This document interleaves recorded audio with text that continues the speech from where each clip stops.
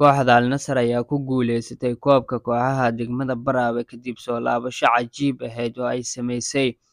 Qaybta hore ee ciyaarta, labada kooxood waxa ay ku soo galeen ciyaar xiiso badnayd. Kooxda Elman ayaa hoggaanka ciyaarta u qabatay, waxaana ku hogaaminaysay 1-0.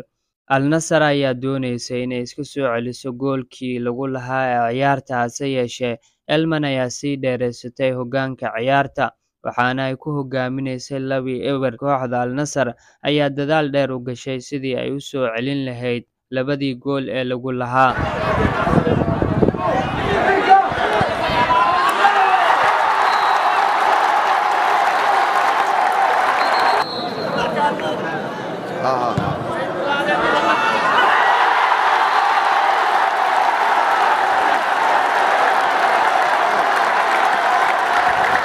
Al Nassr ayaa soo celisay goolashii loogu hogaaminayay ciyaarta.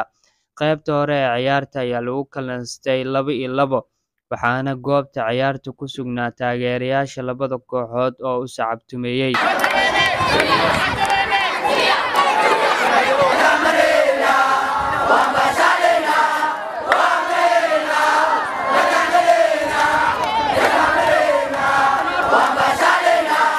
Qaybta labaad ee ciyaarta, markii dib la isugu soo laabtay, labada kooxood ayaa waxa ay soo bandhigeen ciyaar ka xiiso badnayd midda qaybtii hore. Al Nassr iyo Elman ayaa doonayay in ay sii dheereystaan hoggaanka ciyaarta, waxaana labada kooxood ay sameeyeen fursado ay goolal ku dhaliyaan.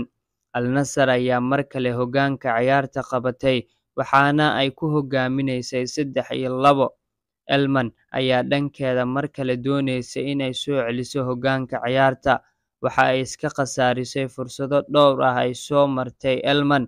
Ugu dambeyn, ciyaarta ayaa ku soo idlaatay 3-2 oo Al Nassr ku hanatay koobkan. Kooxda Al Nassr ayaa loo caleemo saaray inay noqoto championka degmada Barawe sanadkan 2023.